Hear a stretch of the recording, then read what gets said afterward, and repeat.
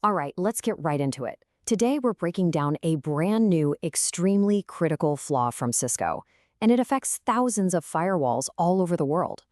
And look, this isn't just another bug. This is the kind of thing that keeps security professionals up at night. Let's dig into why. This number, 10.0. This is why sysadmins everywhere are on high alert.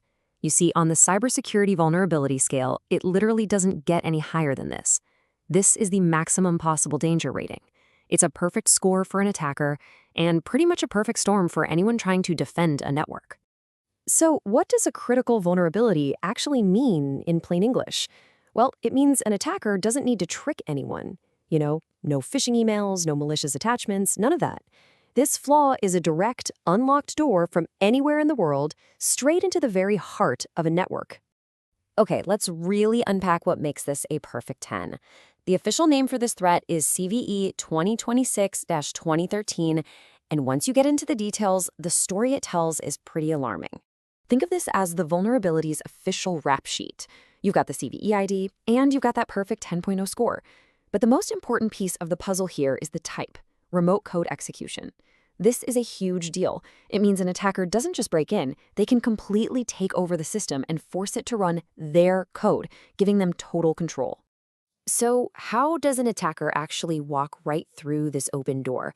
Let's get into the mechanics of how this whole exploit works. The technical root cause is a flaw called insecure deserialization. Now, I know it sounds super complex, but the core idea is actually pretty simple. It's what happens when a program accepts data from an outside source and just blindly trusts it.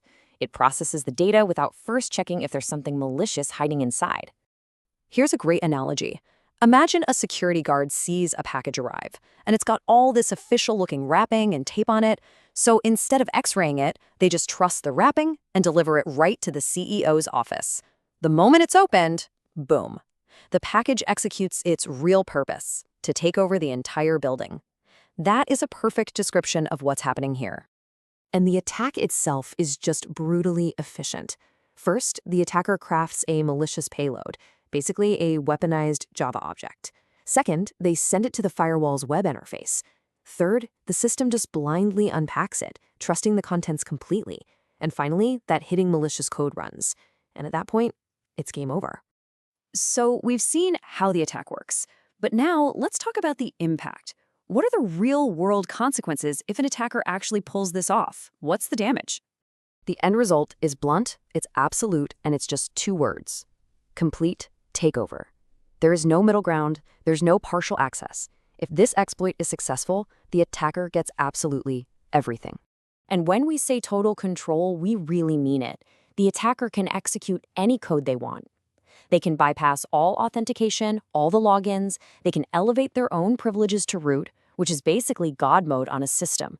From that point on, they own the entire firewall. It's not yours anymore.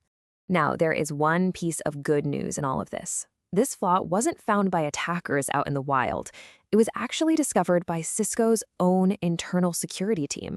And that's a really critical distinction because it means a patch was developed before this vulnerability could become a widespread active threat.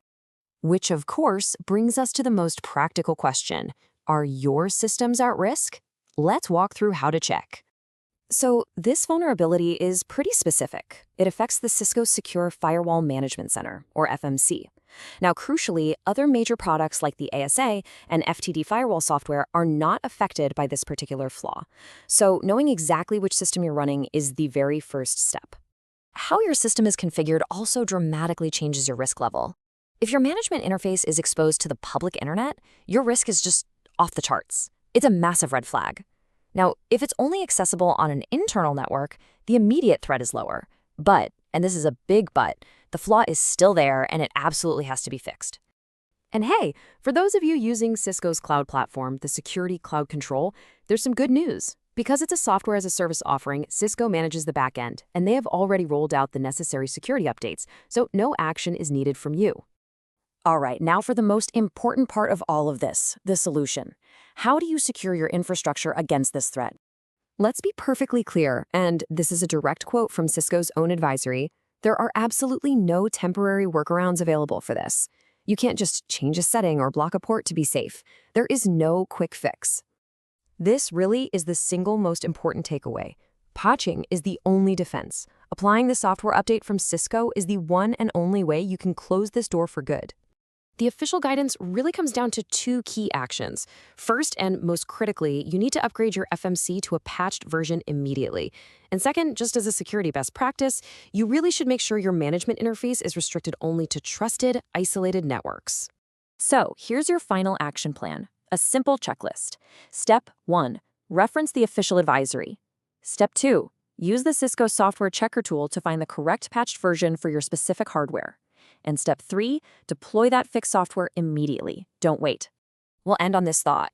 This time, a patch was ready before attackers could really go to town on this flaw. We got a bit lucky, but it does raise a critical question, right? Is your security strategy prepared for the next perfect 10 vulnerability that appears without any warning at all?